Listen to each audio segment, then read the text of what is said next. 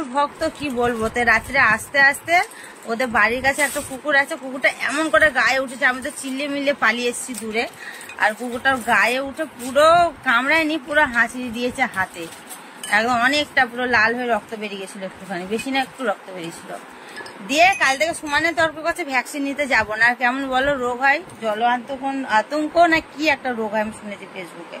দুধ দিয়ে বিস্কুট খাই না, দুধটা আমি এমনি খেতে দিয়েছি, চা কফি দিয়ে বিস্কুটটা খা, দুধটা এমনি খা। দিয়ে ওই নিয়ে যাবে না, ও কিছুতেই যাবে না, জানো না ভ্যাকসিন নিতে। সকালবেলা গালে ঠাস করবো, মানে 10 থেকে 15 মিনিট আমার সাথে তর্ক করেছে, ও যাবে না যাবে না। রাগে গালে এক ঠাস করে দিয়েছি, ধকমস করে উঠেছে।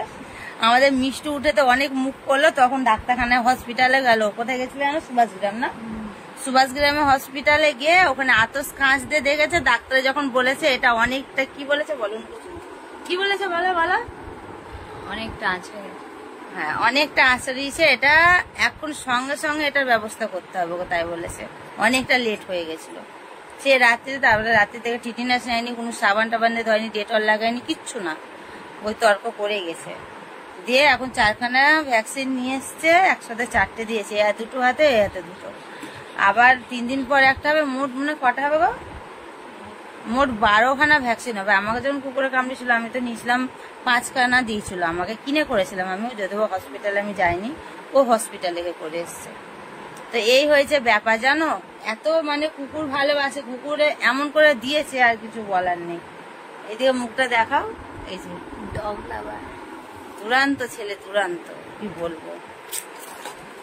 চলো এবার কফি খাই, কফি বানিয়ে নিয়ে এলাম আমি এক্ষুনি, কাজটাজগুলো কমপ্লিট করে কফি বানালাম, কফি খাবো, খেয়ে তোমার এই দুটো খেয়ে দিয়ে রান্না বসাবো। রান্না বলতে আজকে ওর মা কালকে দিয়েছিল চিকেন, তারপরে চচ্চড়ি সব দিয়েছিল, সেগুলো নিয়ে এসেছি, সেগুলো